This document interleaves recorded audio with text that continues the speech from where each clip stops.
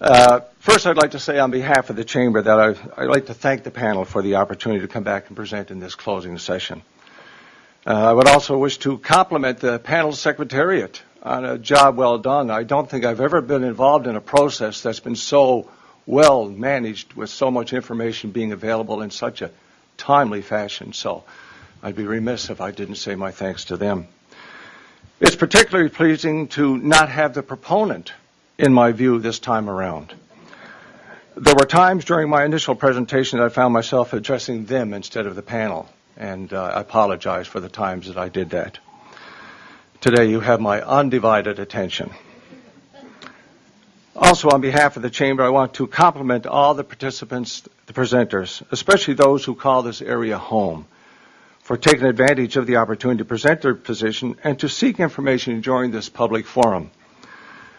I don't think there's any doubt in anyone's mind right now that there are very strong differing opinions with respect to this project. However, it's a process that we were all looking forward to in order to present our views. I can only imagine the volumes of information that are already available to the panel. It has been noted that there has been little, and maybe in some circumstances, no participation in the public hearings by individual businesses. And the reasons for that are varied. But of significance is the fact that there is a reluctance in the business community to come forward on an individual basis, to talk and maybe take sides on an issue like this, because there could be some potential negative public reaction. And as an example, I would use the recent disruption of services that we had Valley, and individual businesses who might have come forward and made an individual representation on either side found themselves in a difficult situation. But the 140 businesses and members of the Chamber really don't have to do that, because they have a business support entity that works and speaks on their behalf. And that's why I'm here this morning. From the Chamber's perspective, this project is all about providing the impetus not only to grow our local economy, but also to sustain what we already have. And I'll explain. For over 50 years, we have relied on our military presence as our economic pillar. In fact, it's why this community was established.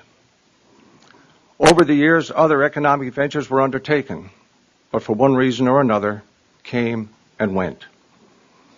There was the related business startup, business expansions, and their business failures.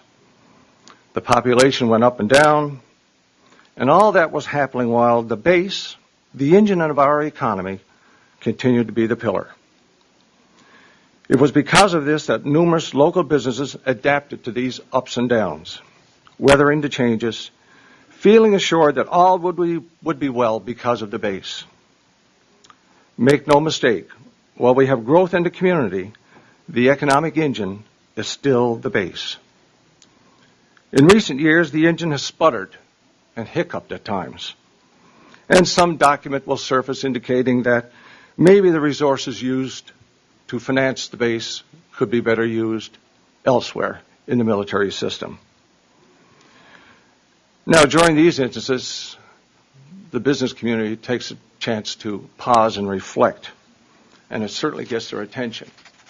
And it's difficult for the business to keep their eye on the future of the community, the economic future, when you continuously have to deal with these present situations.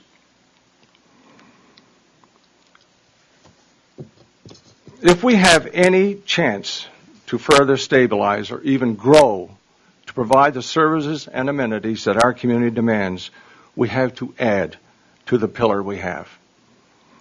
We need more economic and industrial development. We have to add to our economic base. This project can provide the circumstances required for this to happen.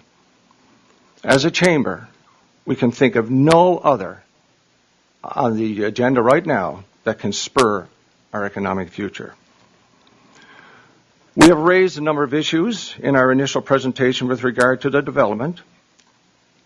Issues, for instance, reflective of the community's needs for infrastructure development, opportunities for our business community, procurement opportunities, issues with respect to social, economic challenges in the community, affordable housing, issues that have been raised by one of our partners, the Labrador Friendship Center, the need to address the Labrador Aboriginal Training Partnership. All these things we think can be addressed by the proponent positively. And if we, as the Chamber, want to continue to be on side with this project, then we think it's in the proponent's best interests to respond accordingly. The Chamber is moving ahead as we prepare for this development, as we told you already that we are. Regional readiness is already on the agenda for our upcoming Expo Labrador Conference and Trade Show. We have our businesses now that are actively coming to the Chamber to seek assistance from us in the identification of potential procurement opportunities. The business community is becoming engaged in this project. The Labrador North Chamber of Commerce remains in support of this hydro development project. It's for our economic future. So we should get on with it. Thank you very much. Thank you very much, Mr. Peyton. Questions? No. Okay, thank you very much for your presentation. Thank you. I wish you well in your deliberations.